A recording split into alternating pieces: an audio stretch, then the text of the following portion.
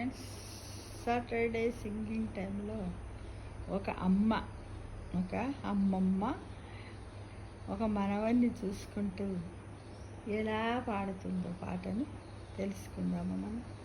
అవసాన దశలో నేను, ఆరంభ దశలో నీవు, అనుభవాలతో నేను, అమాయకత్వముతో నీవు, వడలిన మేనుతో నేను, చిగురాకు కాయముతో నీవు, చదివిన పుస్తకము నేను, తెరవని గంధము నీవు, పుట్టెడు జ్ఞాపకాలతో నేను, తెల్లని కాగితములా నీవు, బాధ్యతల తెరలో నేను, బంధాల కోగిట్లో నీవు, పండిపోయిన తలతో నేను, పండి వెన్నెల నవ్వుతో నీవు, బరువైన బంధముగా నేను, ప్రియమైన బాధ్యతగా నీవు, ఊసులు చెప్పుతూ నేను, కొడుతూ నీవు, బోసి నవ్వులతో నేను, పాల బుగ్గలతో నీవు,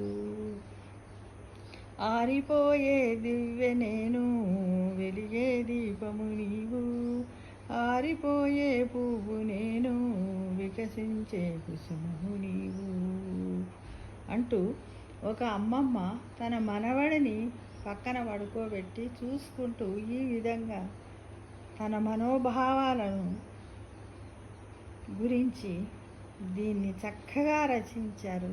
వాళ్ళకి శతకోటి వంద. ఇది ఎంత చిన్నగా ఉంది కానీ ఎంత బాగుంది కదా, చాలా బాగుంది. చూడు, అవసాన దశలో నేను, ఆరంభ దశలో నీవు, అనుభవాలతో నేను, అమాయకత్వముతో నీవు, ఆరిపోయే దివ్య నేను, వెలిగే దీపము నీవు, రాలిపోయే పువ్వు నేను, వికసించే కుసుమము నీవు, ఇదే జీవిత పరమాత్మని తెలుసుకోండి మిత్రమా, తెలుసుకోండి మిత్రమా.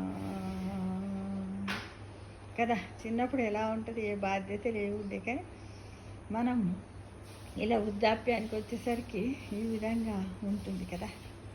నిజమా కాదా? నిజం కాకపోతే చెప్పండి, ఏంటి కామెంట్ బాక్స్లో పెట్టండి, ఇది ఎలా నిజమవుతుంది. ఓకేనా ఫ్రెండ్స్? Thank you.